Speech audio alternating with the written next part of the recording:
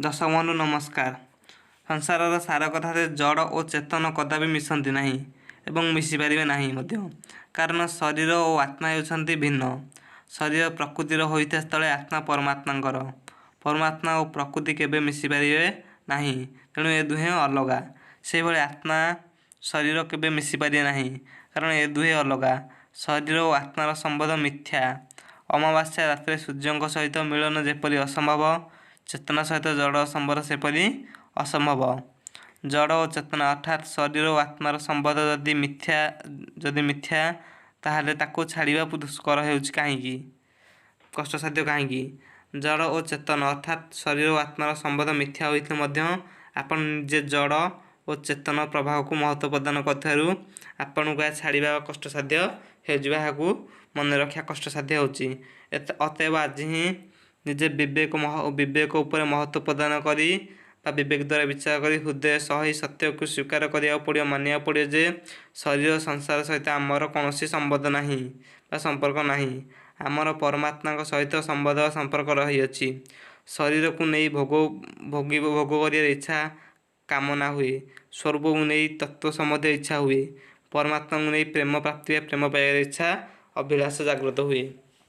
विचार विषय होची केवल जीव और जगत कारण। जीव और जगत सृष्टिर मूल कारण। जीव जगत होउछन आम सृष्टिर मूल कारण।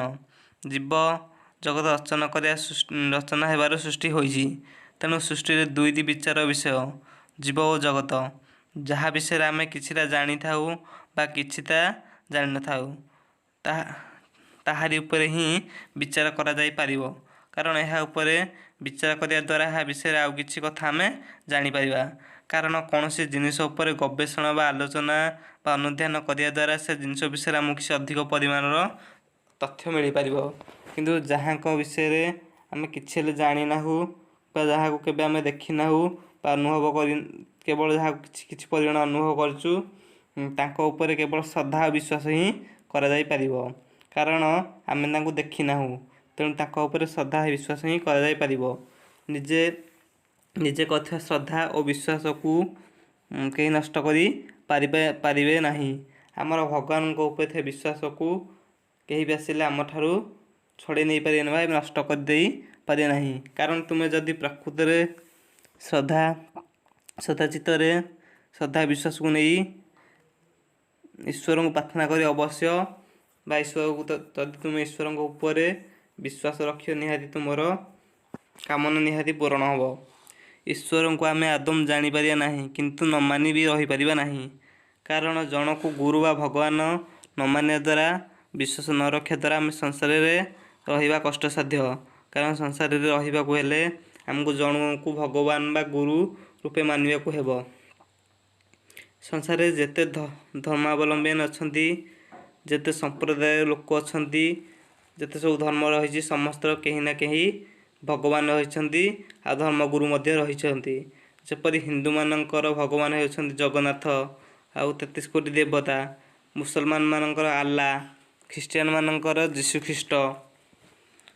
माता पिता को आम जानी जीशु ख्रीष्ट से माता पिता को आम जानी न था केवल मानि जाऊ कारण गर्भ संसार में हेबा समय आम आम शरीर सत्ता नथिला बा आमर से समय कथा किछि स्मरण नथिला। जदि आम शरीर सत्ता को मानुचु बा स्वीकार करचु ताहले पिता माता सत्ता को निश्चित भाव में मानवा को पड़ो बा अनुभव करिया को पड़ो। आम जेहेतु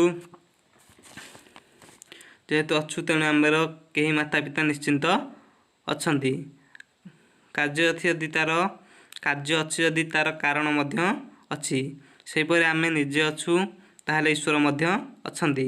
आमर सत्ता ही ईश्वर सत्ता थिबार प्रत्येक प्रमाण कारण आमर आत्मा ही ईश्वरंकर सत्ता भी ईश्वरंकर अंश थिबार प्रत्येक प्रमाण कारण आमर आत्मा ईश्वर बा परमात्मांकर अंश।